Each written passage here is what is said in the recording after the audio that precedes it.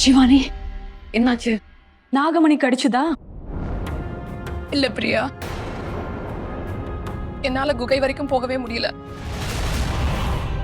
நான் நாகலோகத்தோட எல்லா எதிர்பார்ப்புகளையும் வீணாக்கிட்டேன். ஆனா என்னதான் ஆச்சு?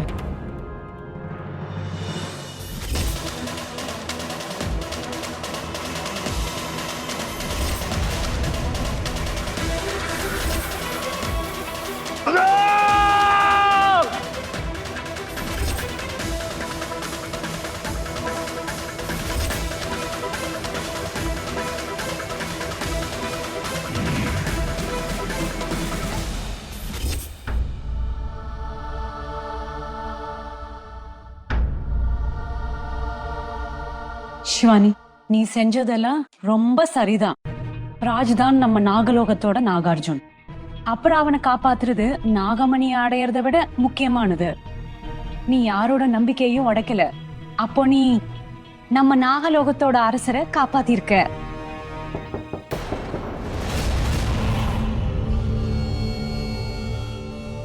போய் பாரு.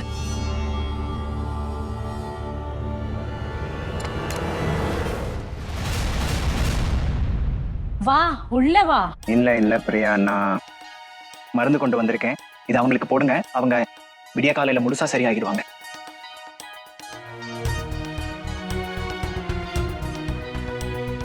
ஆனா நான் சொல்றத கேளு.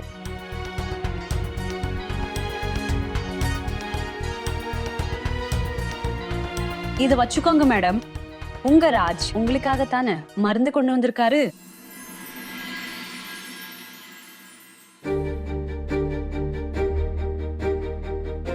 அப்பா, இந்த லவ் ஸ்டோரி ரொம்ப நல்லா இருக்கு. அதாவது முதல்ல ஹீரோயின் ஹீரோவை காப்பாத்துறாங்க. அப்புறம் ஹீரோ ஹீரோயினுக்காக தன் கைகளாலேயே மருந்து அரைச்சு கொண்டு வந்தாரு. இது உண்மைதான் பிரியா. ராஜுக்காக நான் உணர்ற மாதிரி வேற யாருக்காகவும் நான் அப்படி உணரல. ராஜு உனக்காக இதத்தான் உணர்றான்.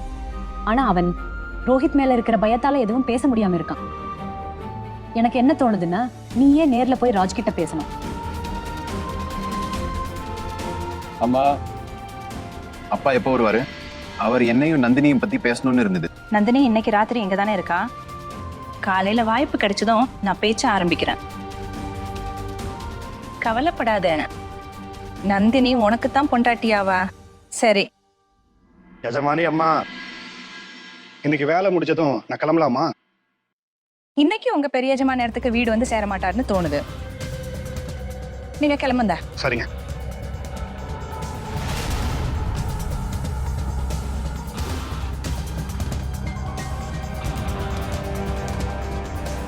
அக்கா. எஜமா, அக்காக்கு என்னாச்சு? ஒன்றும் இல்லை, அவங்க காளியம்மன் கோயிலுக்கு சாமி கும்பிட போனாங்க. அங்கே மலை மேலே அவங்க கால் வழுக்கிடுச்சு. அந்த வழியா போன ராகினி இதை பார்த்துட்டு எனக்கு ஃபோன் பண்ணினா. நீலம், நீ ரோஹித்தோ ரூம் வரைக்கும் கூட்டிட்டு போங்க. சரி. ஓகே டாட், நான் உங்ககிட்ட பேச பார்த்துவாங்க. வாங்க. கவனமா. லக்ஷ்மண், 21 வருஷம் நெருங்க ஆபத்து நாளுக்கு நாள் அதிகமாயிட்டு போகுது. இப்ப என்னாச்சு எஜமா? அக்கா நமக்கு துரோகம் பண்ணிட்டாங்க லக்ஷ்மண்.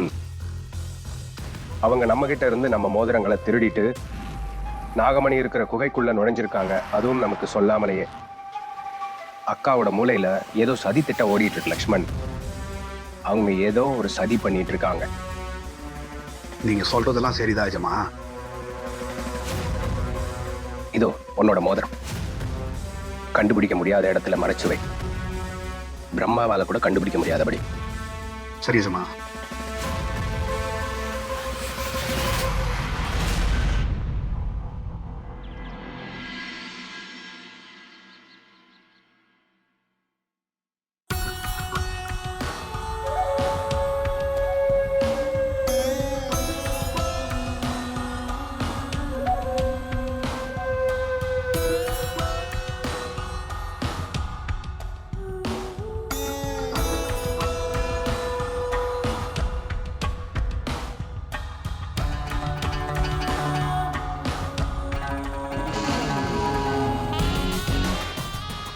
இவரை என்னன்னு புகழ்வேன்?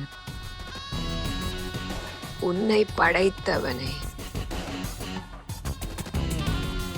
உன்னை அப்படியே சர்பத்துல கலந்து குடிச்சிடலாம் போல இருக்கு. அது ஒண்ணு சொல்லுவாங்களே, இன்னும் கொஞ்சம் காத்திருந்தா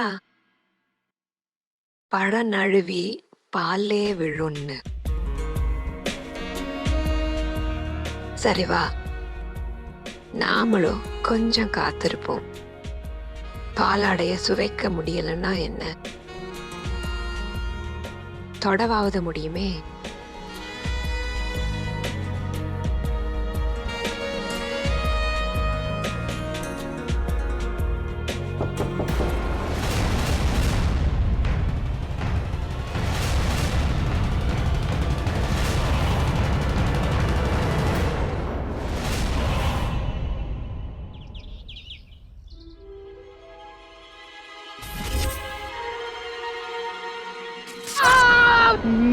என் கை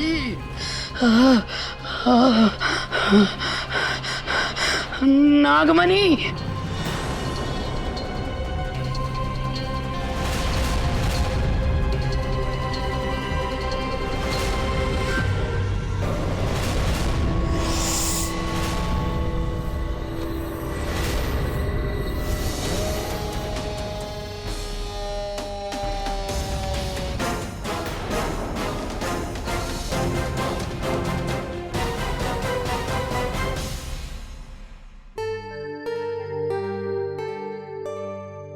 இந்த பையனும் மரம் மாதிரி வளர்ந்துட்டான். ஆனா இன்னும் அப்படியே பாதி ட்ரெஸ் இல்லாம தூங்குறான்.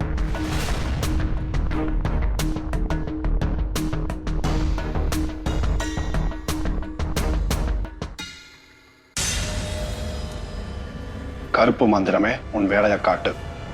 நாகம் நாகினிய தூரமா விரட்டு.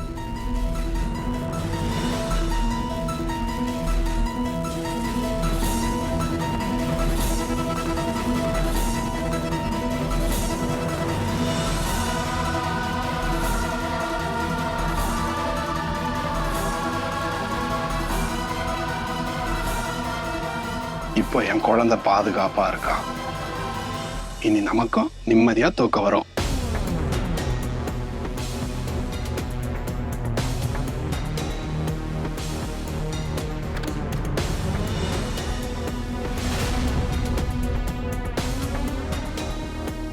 இது ரொம்ப நல்ல விஷயம்.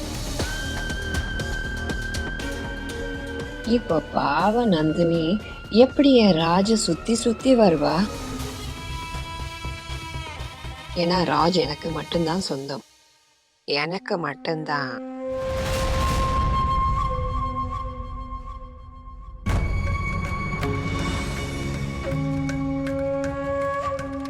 அது நீ இங்க? நான் எங்க இருக்கணுமா அங்கேதான் இருக்கேன். ஆனா நேத்து ராத்திரி நீ எப்பவுமே எங்க இருக்க கூடாதோ அங்க இருந்த. அப்படின்னா சரி, நானே உனக்கு ஞாபகப்படுத்துறேன். நேத்து ராத்திரி தீபாவளி பூஜையை பாதியில விட்டுட்டு வீட்டை விட்டு வெளியே போயிட்டேன். அப்புறம் எங்க இருந்த? நாகமணி குகையில தான். இல்ல, அங்க என்ன செய்ய போனீங்க அக்கா? அது நேத்து ராத்திரி அந்த நாகினிக்கு என் சக்திகள் எனக்கு உணர்த்துச்சு. நாகமணி இருக்கிற இடம் பத்திய செய்தி கிடைச்சிருச்சுன்னு. தீபாவளி நாள்ல நீ கவலைப்படுவன்னு நான் தனியாவே ஓடி போனேன். அது அட, அந்த நாகினி நிஜமாவே அந்த நாகமணியை எடுக்க வந்திருந்தான்.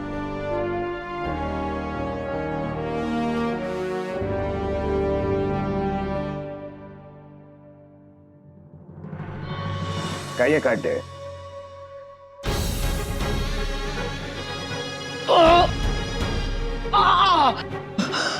இது என்ன? நாகமணியை தொட்டதுக்கான தண்டனையா? நான் அந்த நாகமணிய ஏன் தொட போறேன்? நான் அதை வெறுமனே காப்பாத்ததான் நினைச்சேன். அதனாலதான் நான் என் சக்திகளை அதிகமா பயன்படுத்தினேன். அதனாலதான் இது நடந்துச்சு.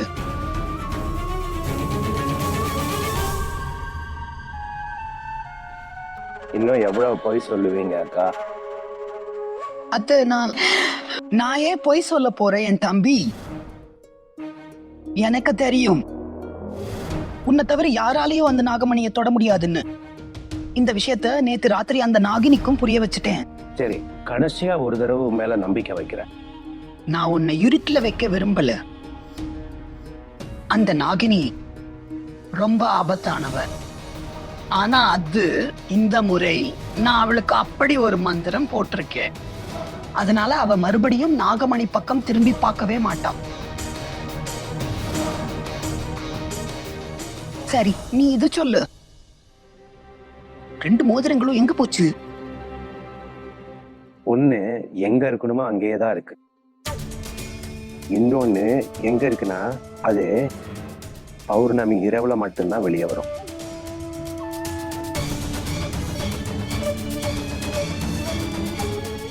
நீ ஓய்விடு, நான் கிளம்புறேன்.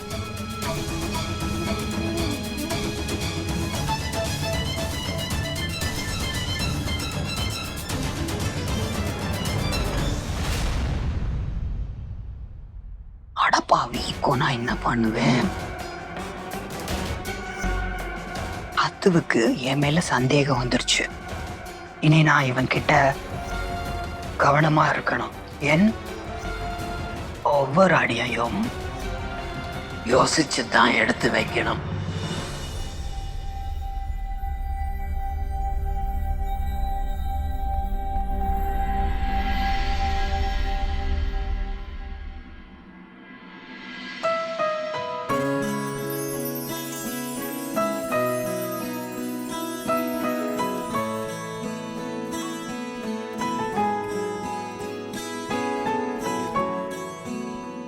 அட நந்தினி,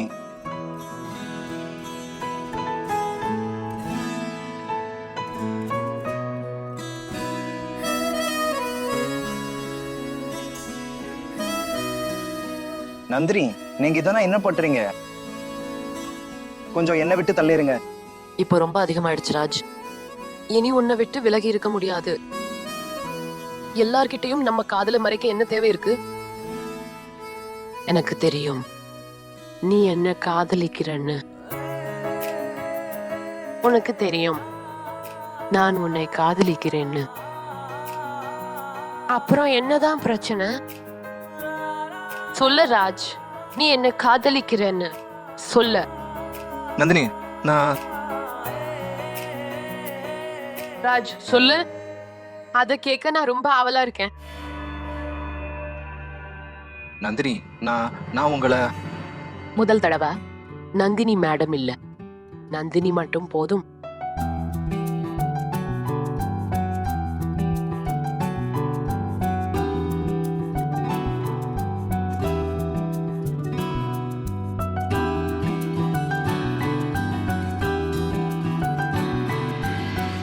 நந்தினி, நான் உங்களை ரொம்ப காதலிக்கிறேன். நான் உன்னை எவ்வளவு காதலிக்கிறேன்னு சொல்லவே முடியாது. யாரும் யாரையும் இவ்வளவு காதலிக்க முடியுமான்னு.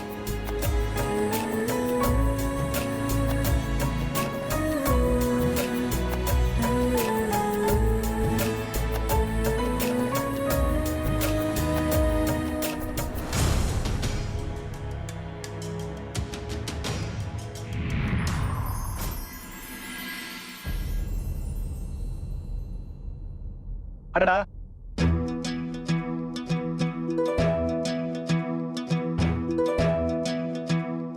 ஓ ஆஞ்சநேயா, இப்போ நான் கண் முழிச்சபடியே கனவு காண ஆரம்பிச்சிட்டேனா? ஆஞ்சநேயா, ஏன் என் மூளையோட பல்பு ஃபியூஸ் ஆக்குறேன்? உங்களுக்கு தெரியும் தானே ஆஞ்சநேயா, நான் நந்தினியை பத்தி இப்படி நினைக்கவே மாட்டேன்னு. நந்தினி சின்ன எஜமானுக்கு சொந்தமாச்சே.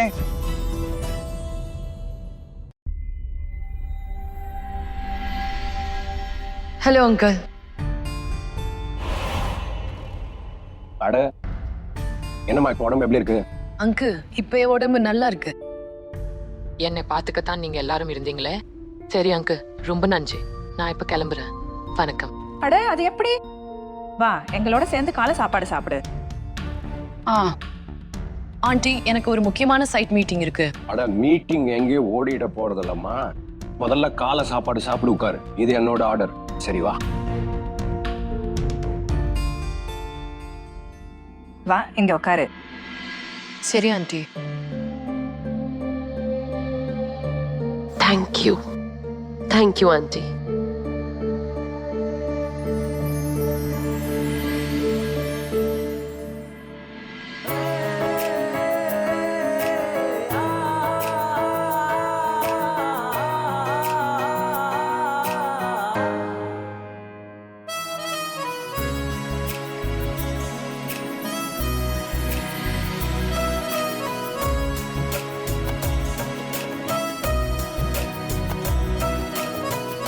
நந்தினி, சரி அங்கிள்.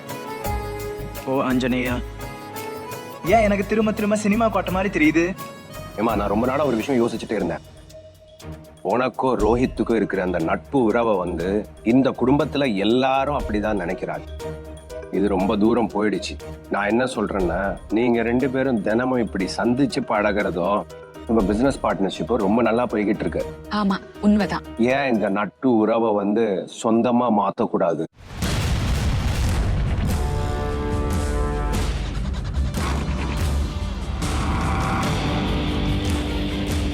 நான் சொல்றது என்னன்னா, இந்த நட்பு உறவை ஏன் நாம கல்யாண உறவா மாத்தக்கூடாது?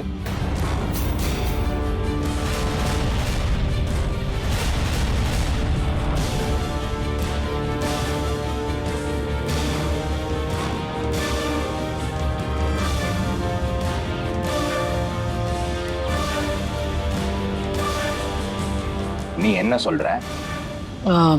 அங்கிள், என் நினைப்புல கல்யாண வாழ்க்கையில ரொம்ப முக்கியமான முடிவு. அதோட இந்த முடிவை எங்க அம்மா அப்பா தான் எடுக்கணும்னு நான் விரும்புறேன். என் வாழ்க்கையில இப்படிப்பட்ட முடிவை அவங்களே எடுக்கிறது தான் ரொம்ப நல்லது. அத பாத்துக்கோங்க அத்தான், ஒண்ணு மாடர்னா தான் இருக்கா, ஆனா பண்பாடு முழுக்க நம்ம ஊர் கலாச்சாரமா இருக்கு. இன்னைக்கும் அம்மா அப்பா சம்மதம் இல்லாம எந்த முடிவும் எடுக்க மாட்டேன்னு சொல்றா. சரியா தானே சொல்றா. என் கருத்துப்படி நீங்க அவங்களோட அம்மா அப்பாவை பார்த்து பேசணும். சரிங்க சரிங்க ஆண்டி. எனக்கு தெரியும் சிவானி, உன் உயிர் ராஜ் கிட்ட தான் சிக்கியிருக்கு. ஆனா அவனை ஒரு நாளும் உன்னுடையவனா நான் விடமாட்டேன்னு உனக்கு தெரியாது. அடே ராஜ், அங்க நின்னுட்டு நாங்க எத்தனை பரோட்டா சாப்பிடுறோம் நின்னுட்டு இருக்கிய? வயிற்று வெளியே வர வைக்க போறோம் போ. அட கேளு, இங்க கேளு. அங்க அக்கா ரூம்ல கண்ணாடி விழுந்து கிடக்கு, சீக்கிரம் போய் அதை சுத்தம் செய்.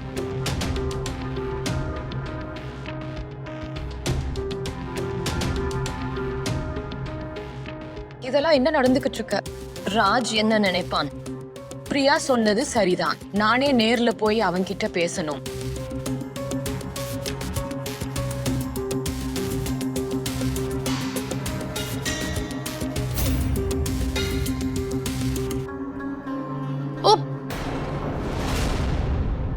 என் துணி மேல ஜூஸ் கொட்டிடுச்சு. நான் இப்ப வாஷ்ரூம் போயிட்டு வந்தேன்.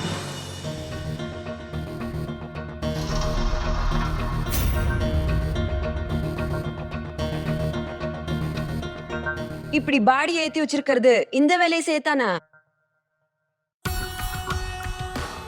குடுங்க, என்ன செஞ்சு தரு. குடுங்களே.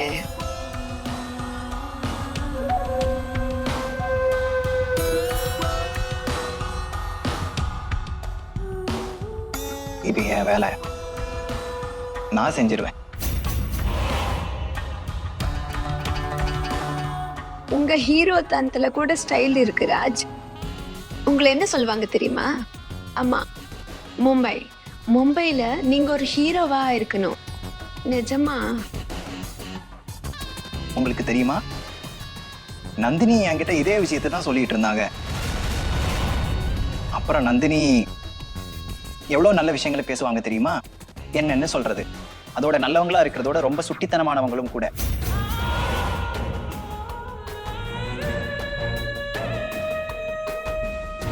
இந்த மாதிரி உடம்பு வச்சிருக்கிறவங்களோட யாரு அழகான தேவதை தான் பொருந்துவா ராஜ்.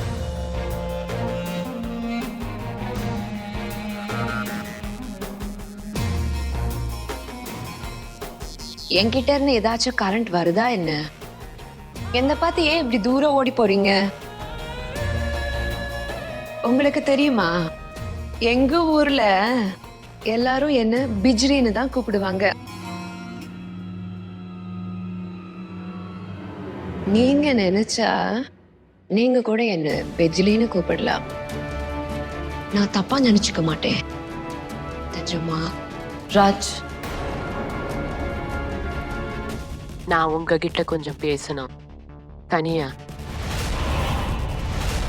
எந்த நாகினியும் ராஜோட அருகில வரக்கூடாதுன்னு லக்ஷ்மண் ராஜ் மேல அந்த விபூதியை ஓதி போட்டிருந்தானே. இந்த சிவானி ராஜை இப்படி சுத்தி சுத்தி வராளே எப்படி?